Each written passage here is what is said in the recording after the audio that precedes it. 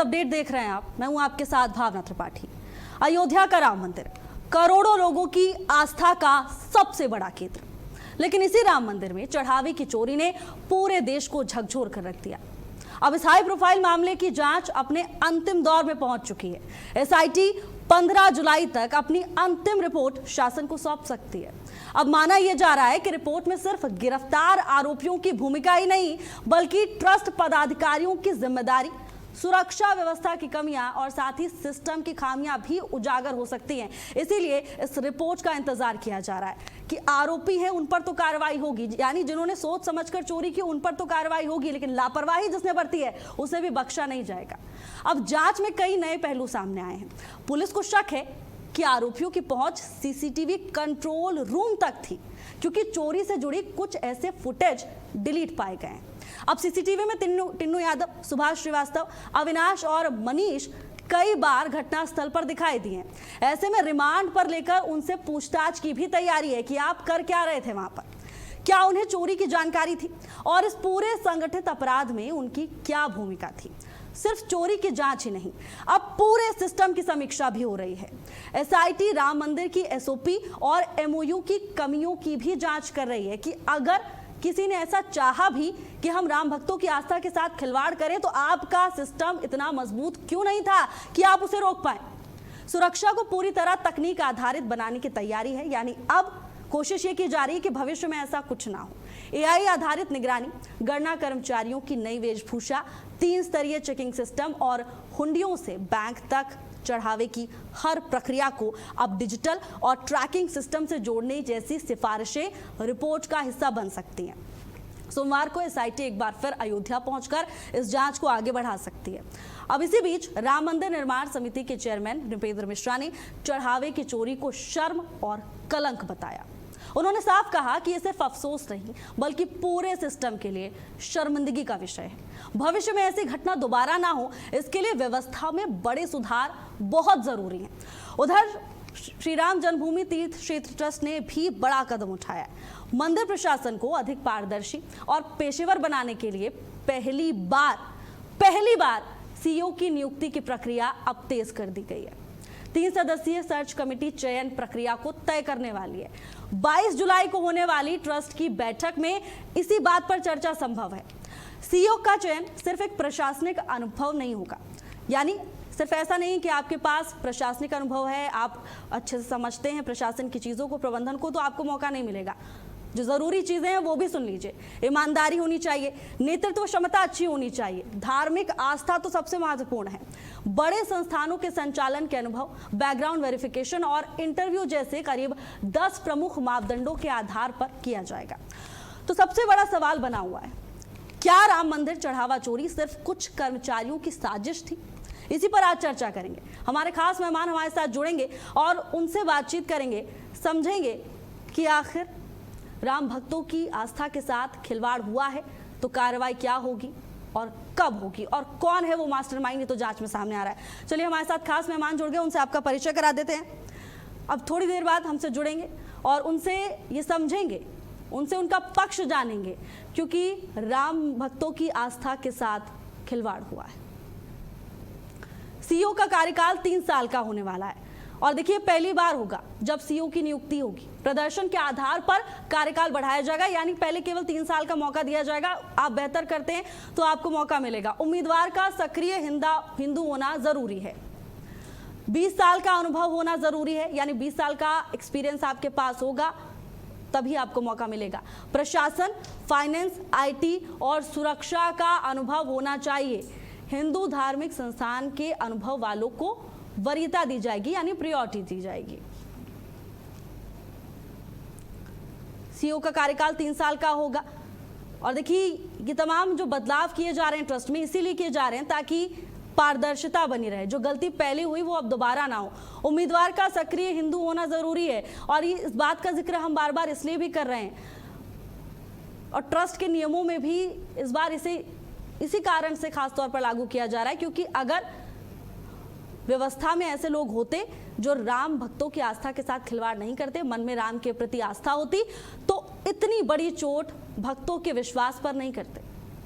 CEO का कार्यकाल 3 साल का होगा। राम मंदिर ट्रस्ट को नया सीईओ मिलेगा और इस प्रक्रिया में तेजी लाई जा रही है। देखिए, ट्रस्ट का ये साफ कहना है कि 1 महीने के अंदर हमारी कोशिश है कि नया सीईओ हम दें, क्योंकि जिस तरह की चीजें फिलहाल ट्रस्ट में चल रही हैं उसके बाद श्रद्धालुओं का भरोसा टूट गया है। 20 साल का अनुभव इस व्यक्ति के पास होना चाहिए। आप अप्लाई कर सकते हैं इसके लिए। राम मंदिर ट्रस्ट की ओर से ईमेल आईडी जारी की जा चुकी है और इसी ईमेल आईडी पर आवेदन भेजे जाएंगे। 22 जुलाई को एक महत्वपूर्ण बैठक होगी। इस बैठक में हो सकता है नया सीईओ तय हो जाए, पता चल जाए कि आखिर कौन होगा जो अब इस ट्रस्ट में ये बड़ी जिम्मेदारी निभाने वाला है। लेकिन अब तक जो हुआ वो दुर्भाग्यपूर्ण, क्योंकि राम मंदिर आस्था का केंद्र है, करोड़ों भक्तों की आस्था का केंद्र है और ऐसे में किसी ने सोचा भी नहीं था कि उनकी श्रद्धा के साथ, उनके विश्वास के साथ इतना बड़ा खिलवाड़ कोई कर जाएगा। 500 सालों तक जिस राम मंदिर का इंतजार भक्त करते रहे, उन्हें क्या पता था कि जब वो मंदिर बन जाएगा, रामलला स्थापित हो जाएंगे तो ये सब कुछ हो जाएगा। अब एसआईटी की जांच कहां तक पहुंची है वो आपको बता देते हैं। एसआईटी ने फिलहाल चंपत राय को अपनी जांच से बाहर रखा है। सूत्र ये बता रहे हैं जांच में उनके हस्ताक्षर वाले आधिकारिक दस्तावेज नहीं मिले। आपको याद होगा चंपत राय इस बात का जिक्र कर चुके हैं। शुरुआती जांच में सिर्फ डॉक्टर अनिल मिश्रा का नाम ही सामने आया है। दस्तावेजी जिम्मेदारी डॉक्टर अनिल मिश्रा पर बताई गई है। एसआईटी ने भूमिका और जिम्मेदारी अब अलग अलग आंकनी शुरू कर दी है और इसी के आधार पर आगे की भी कार्रवाई हो रही है। बैंक के साथ एमओयू पर अनिल मिश्रा के हस्ताक्षर पाए गए। टिन्नू यादव की भूमिका भी जांच के घेरे में बनी हुई है और लगातार टिन्नू यादव शक के घेरे में। टिन्नू यादव को चंपत राय का बेहद करीबी माना जाता है।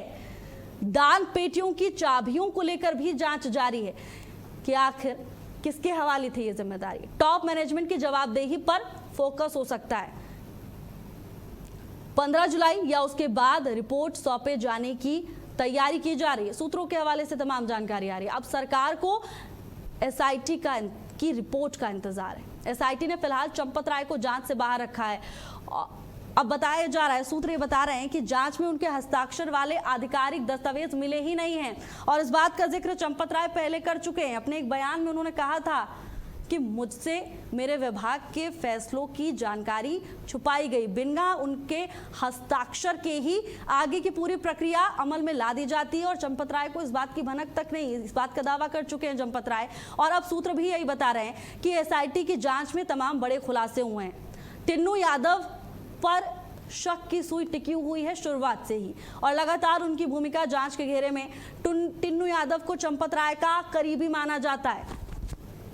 दान पेटियों की चाबियों को लेकर भी जांच जारी है, किसके हवाले जिम्मेदारी थी। टॉप मैनेजमेंट की जवाबदेही पर भी फोकस हो सकता है।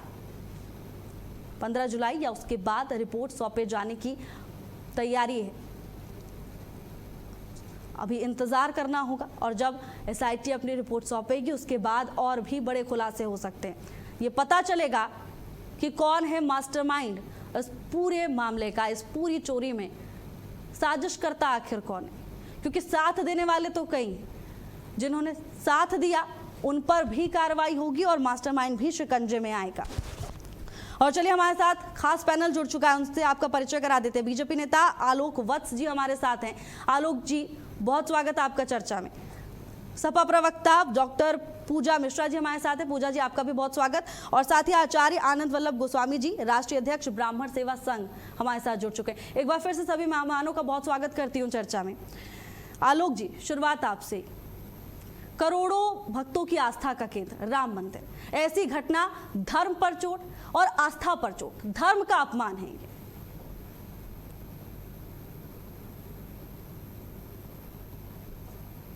आलोक जी, अब तक मेरी आवाज आ रही है?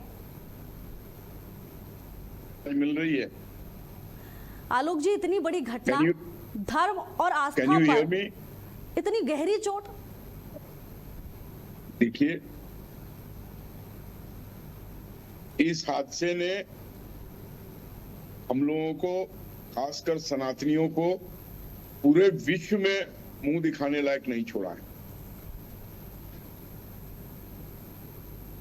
जो कोई भी ये हुआ यहाँ पे, ये हमारी धार्मिक आस्था पे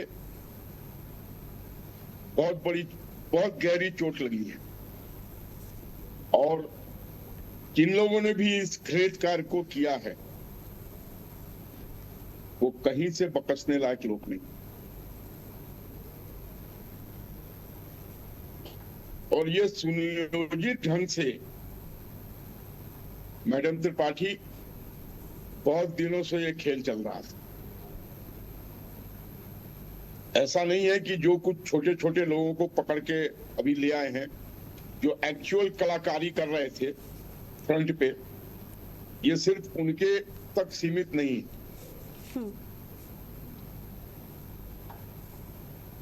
इतने सुनियोजित ढंग से बैंकों की भी संलिप्तता और कितना अमाउंट गया है ये आंकना भी लगभग असंभव है। बिल्कुल आलोक जी, असंभव है। लेकिन देखिए राशि कितनी भी बड़ी हो, आस्था से बड़ी नहीं हो सकती। आऊंगी आपके पास, पूजा जी भी हमारे साथ है। पूजा जी, देखिए मामला धनराशि का नहीं, एक बार फिर से दोहराती हूँ, मामला आस्था का है और आस्था के साथ राजनीति नहीं होनी चाहिए। पूजा जी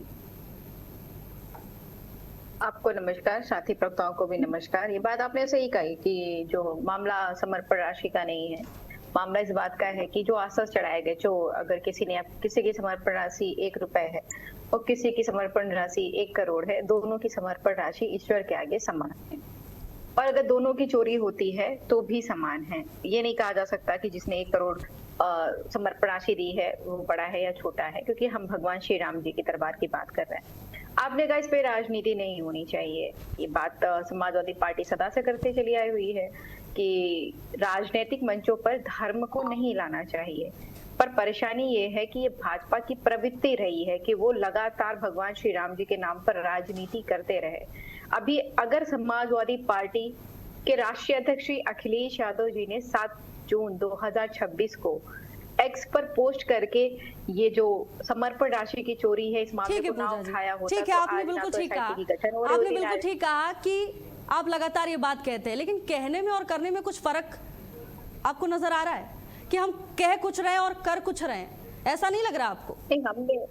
नहीं, ये आपका नजरिया है, मेरा नजरिया नहीं है। आप पहले बताइए आपको लगता है नहीं लगता, फिर मैं आपको बताऊंगी कि मैं किस चश्मे से देख के बता रही हूँ। जी, अब मैं जवाब अगर मेरा पूरा सुन लेती हूँ आपको पता चल जाता। समाजवादी पार्टी ने भगवान श्री राम जी ये बात हम कई बार इस बात को लेकर चर्चा कर चुके हैं कि कैसे पता चला, किसने क्या पोस्ट किया। मैं आपसे पूछ रही हूँ इस मामले पर आखिर राजनीति क्यों? तो राजनीति कर कौन रहा है? आप कर रहे हैं राजनीति। राजनीति क्यों किया गया? क्योंकि आपके बयान ऐसे सामने आते हैं। कौन सा बयान आप बताइए जो राजनीति चलिए आपको राजनीतिक लग रहा है आपको बताएं। अभी हाल ही में पता चल रहा है कि सनातन ही समाजवाद है, लेकिन इससे पहले तो बदबू आ रही थी गौशाला से। अचानक ये बदलाव हुआ है और अब जब जांच चल रही है तो भी लगातार इस मामले को लेकर आरोप प्रत्यारोप चल रहे हैं, लगातार बयान आ रहे हैं, तो कहीं ना कहीं राजनीति तो हो रही है। पूजा जी, अगर प्रश्न उठाता राजनीति है, भगवान श्री राम जी के मंदिर में जो समर्पण राशि की चोरी हो रही थी, जो इसके मास्टरमाइंड हैं, जो बड़े लोग हैं जो इसमें इन्वॉल्व हैं, उन तक हाथ नहीं पहुंच रहा है एसआईटी का, और हमारा प्रश्न उठाना राजनीति है आपके नजरिए से, तो हम ये राजनीति पूजा जी एक बात बताइए, ये लगता है पूजा जी एसआईटी जांच कर रही है, अब इस मामले में जांच चली है, अंतिम रिपोर्ट अभी आ गई है, नहीं आई है, मास्टरमाइंड तय हो गया, आप कैसे कह सकते हैं? पूजा जी आप ये कैसे कह सकती हैं? पूजा जी चलिए, अगर आपको नाम पता है तो आप नाम बता दीजिए, क्योंकि एसआईटी जांच में तो अभी सामने नहीं आया, लेकिन आपको नाम पता है और आप कह रहे हैं कि छोटा इंसान पकड़ा गया, तो आप नाम बता दीजिए। देखिए, हम तो शुरुआत से कह रहे थे कि सबसे पहले ट्रस्ट को भंग होना चाहिए था। शुरू से कह रहे हैं, ट्रस्ट को किसने अब लगातार कह ही रहे हैं, ट्रस्ट को लगातार कह ही रहे हैं।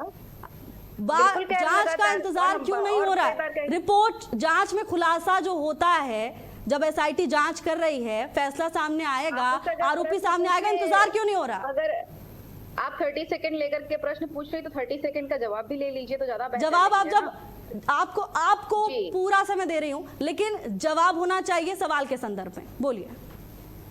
हाँ बिल्कुल, आपने कहा कि आपको कैसे लग रहा है कि एसआईटी की जो जांच रिपोर्ट आ रही, जैसे आपको लग रहा है, अभी आपने अपने रिपोर्ट में बताया ना कि इनका नाम नहीं है, इनका नाम है, उसी प्रकार से हमें पता चल रहा है कि भाई जिस ट्रस्ट को केंद्र सरकार ने चुना और जिस ट्रस्ट के लोगों ने ये जो 8 लोगों के ऊपर में एफआईआर दर्ज की गई है उनको चुना, तो फिर ये अलग कैसे हो गए? आप कह रहे हैं कि चंपत राय के ड्राइवर के पास में एक चाबी रह रही थी, दूसरी चाबी बैंक के पास में रह रही थी, पर चंपत राय इसमें संलिप्त नहीं है। चंपत राय के ड्राइवर को इतना अधिकार दे किसने दिया? अपना चंपत राय के मर्जी के कोई किसी के ड्राइवर को अधिकार तो दे नहीं देगा। जिसके यहाँ पे ड्राइवर होता है सबको पता है कि कितना अधिकार उसके पास में रहता है। अगर वो फ्री होकर के पूरे तरीके से सब चीजों को हाथ में हैंडल कर रहा है तो ये कैसे बात हो सकती है? नहीं, पता ही नहीं रहा। और इसमें अभी भी एक शतरंज है, शतरंज में सिर्फ और सिर्फ सिपाहियों को बलि चढ़ाया जा रहा है और करप्शन करके नया रणनीति निकाला जा रहा है कि आप करप्शन करिए, इस्तीफा दीजिए और एक्सेप्ट हो जाएगा, फिर आप करप्शन से बाहर हो जाएंगे। यहाँ पर साफ साफ दिख रहा है कि पैसे का इस्तेमाल किया गया हुआ घर बनाने के लिए। ठीक है पूजा जी, आपका जवाब आ गया मेरे पास। Share market. ठीक है आनंद जी, तो सिर्फ सिपाहियों पर ही कार्रवाई हो रही है अब तक। आनंद जी, एसआईटी जांच कर भी नहीं सकती है। पूजा जी आपके 30 सेकंड पूरे हो गए, दोबारा आपके पास वापस आऊंगी। ठीक है आनंद जी। जी जी जी बताइए आनंद जी, जिन पर जिम्मेदारी थी पहरेदारी की, उन्होंने विश्वासघात कर दिया। हाँ ये तो है, जिम्मेदारी थी पहरेदारों की और इन्होंने विश्वासघात किया है। जहाँ तक अभी बहन जी बोल रही थी, पूजा मिश्रा जी, के समाजवादी पार्टी का पक्ष ले रही थी, इनको तो सोचना ही चाहिए। अभी एसआईटी गठित हो गई है, अभी दूध का पानी होगा और जब सारी चीजें निकल के आ जाएंगी। अब वो कह रही हैं कि नहीं बहुत छोटी मछली बड़ी मछली, आपको पता है कि नहीं? मुझे तो लगता नहीं कोई छोटी होगी मछली होगी, सब पकड़ में आएंगी, कोई नहीं बचेगी। एसआईटी गठित हुई है तो कोई मछली बचेगी नहीं, चाहे छोटी हो चाहे बड़ी। कह तो रही हैं, वही तो मैं उनसे बोल रही थी कि इंतजार तो कीजिए, जब दूध का दूध पानी का पानी होगा, इंतजार तो कीजिए, तब तो तय होगा कि मछली छोटी या बड़ी है। लेकिन इन्हें तो राजनीति करनी है, सपा को राजनीति करनी है, केवल हिंदू मुस्लिम करना सपा की राजनीति ही है पहले से। कथनी और करनी में बहुत बड़ा अंतर मुझे तो दिखाई दे रहा है। अब मजबूरी है, कबूल नहीं कर सकती हैं पूजा जी, उनके पास जाऊंगी, लेकिन सबसे पहले आलोक जी, करोड़ों भक्तों की आस्था का केंद्र है राम मंदिर। अब इंतजार हो रहा है कि आखिर मास्टरमाइंड कौन है। अभी पूजा जी भी कह रही हैं कि हम नहीं करते हैं इस मामले पर राजनीति।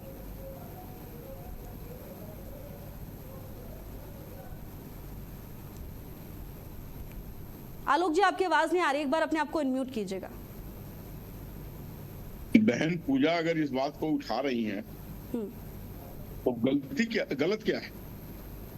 अगर हम लोगों के समय में, समाजवादी पार्टी के समय में ये हुआ होता तो क्या हम लोग चुप बैठते?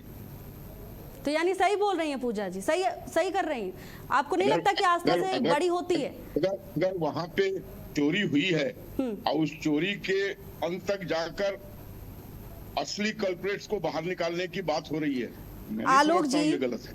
असली कल्प्रिट्स तक तो पहुंचने की बात हो रही है, लेकिन पूजा जी ये कह रही हैं कि आप छोटी मछलियों पर कार्रवाई कर रहे हैं, आप बड़े लोगों को हाथ नहीं लगा रहे हैं। उनका जो आरोप है वो आप ठीक से सुनिए।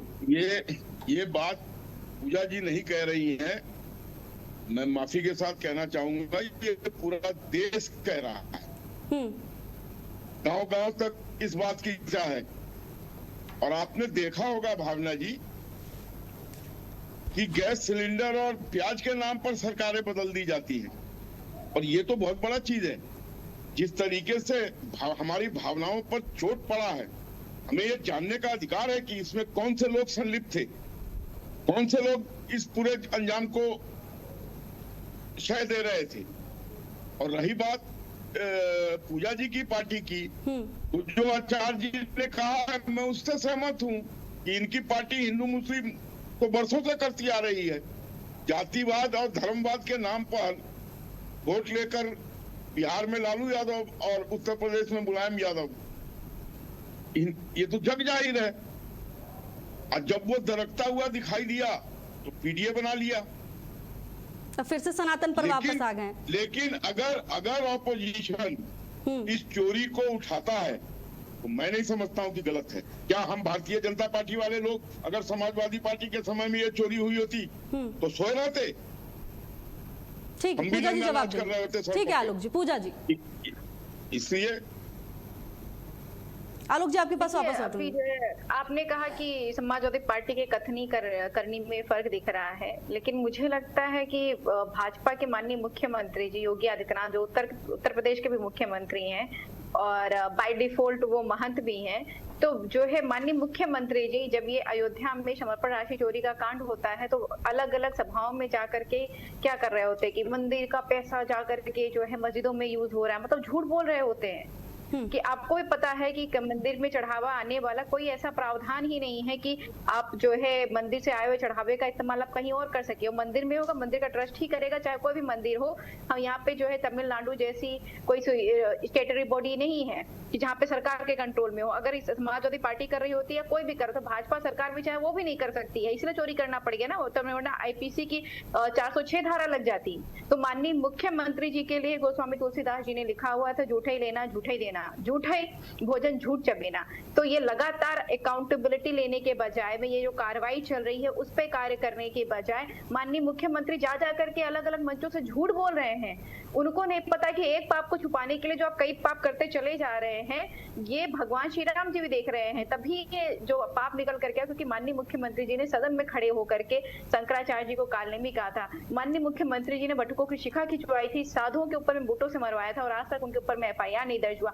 माननीय मुख्यमंत्री जी ने शंकराचार्य के ऊपर में लांछन लगवाया हुआ था। माननीय मुख्यमंत्री और भाजपाइयों ने राम मंदिर के उद्घाटन के दौरान, जब प्राण प्रतिष्ठा के दौरान शंकराचार्यों को दूर रखा, धर्माचार्यों को दूर रखा। 13 अखाड़े हैं, 13 अखाड़ों में से किसी को जो है ट्रस्ट का मेंबर नहीं बनाया, अपने RSS और विहिप के लोगों को रख दिया। और उसके बाद में जब चोरी हो गई है, हम प्रश्न पूछे, मैं एग्री करूंगी जो है भाजपा के प्रवक्ता से कि अगर यही हमारी सरकार में हुआ तो आप कल्पना कर लीजिए कि यही जो है भाजपा की सरकार नहीं होती और किसी और की सरकार होती और उस वक्त ये हो गया होता तो क्या कर रहे होते भाजपाई वाकई में सड़क पे बिल्कुल तांडव कर रहे होते। आप कह रहे हैं कि हम राजनीति कर रहे हैं, हमें अगर पारदर्शी चीजें हो रही तो पारदर्शी होते दिखना भी तो चाहिए।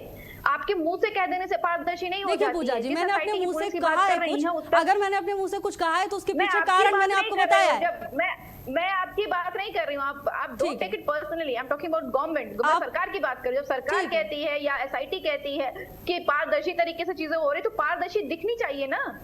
पारदर्शी दिख कहाँ रही है यहाँ पे?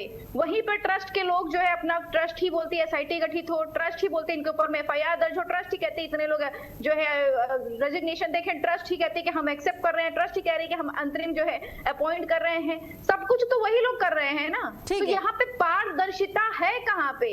जब आप नटशेल के बाहर आकर के कुछ कर ही नहीं रहे हैं, विद इन नटशेल कहाँ से पारदर्शिता हो जा रही है? ठीक है आचार्य आनंद जी, यानी पारदर्शिता का दावा किया जा रहा है, लेकिन पूजा जी कह रही हैं कि वो पारदर्शिता दिख नहीं रही है। इस बात के लिए मैं सहमत हूँ, पूजा जी की बात से सहमत हूँ कि ये अलग विषय है। अब इसका सब्जेक्ट केवल इतना था कि SIT गठित हो गई है, दूध का पानी हो जाएगा। लेकिन जहां तक पूजा जी की बात है, मैं इस बात को मानता हूँ कि BJP ने बहुत अत्याचार किया है और कर रही है लगातार, इस बात को मानता हूँ। ठीक है, मैं आपकी बात से सहमत हूँ। ठीक है, इसका जवाब आलोक जी देंगे। आलोक जी जवाब दीजिए।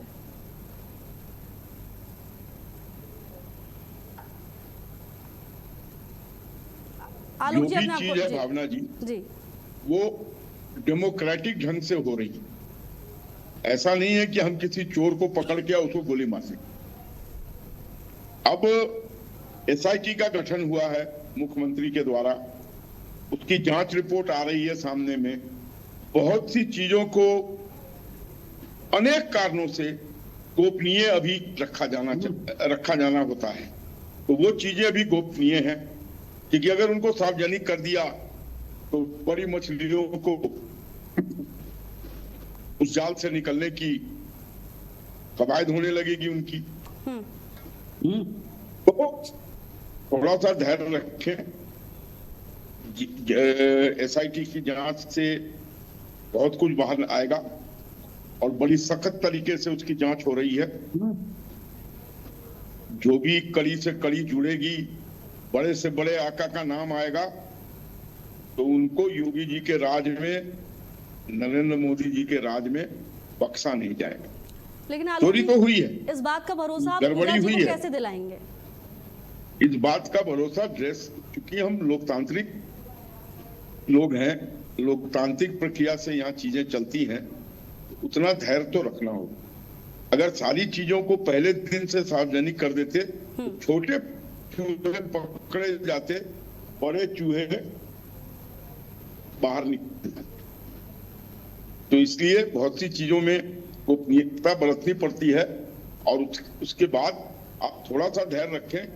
हम दूध का दूध, पानी का पानी एक करके रहें, हम किसी को छोड़ेंगे नहीं, इतना हम आपको विश्वास दिलाना चाहते हैं। चाहे छोटी मछली हो और या अब बड़ी जो भी मछली। प्रबंधन और आगे जो भी प्रबंधन होगा उसको हम इतना फुल प्रूफ कर देंगे कि कहीं कोई गड़बड़ी नहीं होने पाए। लेकिन वैसे मैं एक चीज बता दूं आपको जी, भावना जी, मैं बिहार के सुदूर गांव से आता हूं। ये अलग बात है कि मैं दिल्ली नोएडा में रह के मैंने अपनी गतिविधियां की हैं, लेकिन आज भी मेरी अपनी मिट्टी से जुड़ाव कम नहीं हुआ है और हम वहां से लगातार आना जाना भी होता है, जुड़े भी हैं। मैं बिहार के संदर्भ में कह सकता हूं, शायद पूजा जी को यह सुन के आश्चर्य भी होगा कि बिहार में जितने भी मंदिर हैं, जितने भी मस्जिद हैं, जितने भी मजार हैं, मजारों पर भी बहुत चढ़ावा चढ़ता है, वहां सब के सब चोरी कर रहे हैं और कितने वर्षों से कर रहे हैं इसका कोई हिसाब किताब नहीं। वहां के जो लोग हैं उसमें इन्वॉल्व, बहुत जगह सिर्फ एक पुजारी ही है मंदिर में, छोटा मंदिर है, कोई हिसाब किताब नहीं मिलेगा। उसका परिवार ही उससे चलता है, उसके बच्चे पढ़ते हैं उसी चंदा से। मजार पर एक ही आदमी है, वही अपना सारा हड़प लेता है, कोई हिसाब किताब नहीं है। मस्जिद में भी इसी तरीके की गतिविधियां हो रही है। अभी पूजा जी के प्रदेश में कोई एक मस्जिद है जहां पर 100 करोड़ का सालासार ऐसे ही कुछ नाम था, वहां पर 100 करोड़ का गबन का बात सामने आया। जामा मस्जिद अब क्या समझती है ये उससे बख्शा गया है? नहीं। अगर सघन जांच होगी, गहन जांच होगी तो यहां भी आपको अनियमितताएं मिलेंगी। धर्म के नाम पर लोगों ने ठेकेदारी पाल रखा है और अगर आप मंदिर नहीं गए तो आपको लोग कहेगा ये तो बहुत नास्तिक है। मंदिर जाना और वहां पर समय की थोड़ी कमी है, आपको बीच में रोकना पड़ रहा है, लेकिन राम मंदिर इसलिए संवेदनशील हो जाता है आलोक जी क्योंकि करोड़ों राम भक्तों की आस्था का केंद्र है वो। डॉक्टर पूजा जी, अपना आखिरी कमेंट। जहाँ कहीं भी भावना जी मंदिर या है पर भी चोरी हो रही हो, चोर के ऊपर में कार्रवाई होना चाहिए। अभी जो है भाजपा के नेता कह रहे थे कि जो अगर पहले से ही बता दे, कौन कह रहा है पहले से बता दीजिए, पर कम से कम जो पारदर्शी तरीके से चीजें हो रही हो, पारदर्शी दिखे तो सही। आपने जब नया अंतरिम किसी को बनाया भी ट्रस्ट में तो क्या आपने बुलाया? क्या शंकराचार्यों को बुलाया? क्या आपने धर्माचार्यों को बुलाया? अखाड़ों को बुलाया? जिनका योगदान रहा भगवान श्री राम जी के जन्मभूमि को लड़ने के लिए, जिनके बयान सुप्रीम कोर्ट ने कोर्ट करते हुए अपना जजमेंट दिया हुआ था, आपने उन सबको किनारे करके और अभी भी अपने इष्ट मित्रों के साथ में मीटिंग बुलाकर, समय थोड़ा सा कम है इसलिए आपको रोकना पड़ रहा है। आनंद जी, आपका लास्ट रिएक्शन। पूजा जी की बात से सहमत हूँ, बराबर सहमत हूँ कि इनको भी सोचना चाहिए। मेरा विचार तो ये है कि एसआईटी तो गठित हो, अच्छी बात है, लेकिन ट्रस्ट का पुनर्गठन होना बहुत आवश्यक है। ट्रस्ट का पुनर्गठन होगा तो हो सकता है कि सब शंकराचार्यों को भी मिलाया जाए, सेवायतों को भी मिलाया जाए, जितने राम। ठीक है आनंद जी, हालांकि अब ये जांच हो रही है, एसआईटी जांच कर रही है और पता चलेगा मास्टरमाइंड कौन है, उसके बाद कार्रवाई क्या होती है ये भी देखने वाली बात होगी। आप सभी मेहमानों का बहुत धन्यवाद हमारे साथ जुड़ने के लिए। तो देखिए, सरकार लगातार, यानी मुख्यमंत्री योगी आदित्यनाथ खुद ये कह चुके हैं, बिना लाग लपेट के कह चुके हैं कि दूध का दूध होगा, पानी का पानी होगा, लेकिन हम फिर से वही कह रहे हैं कि आस्था के साथ राजनीति नहीं होनी चाहिए। अब इंतजार होना चाहिए एसआईटी की रिपोर्ट का और एसआईटी की रिपोर्ट में क्या खुलासे होते हैं उस पर हमारी नजर है, लेकिन फिलहाल की इस चर्चा में इतना ही। नमस्कार।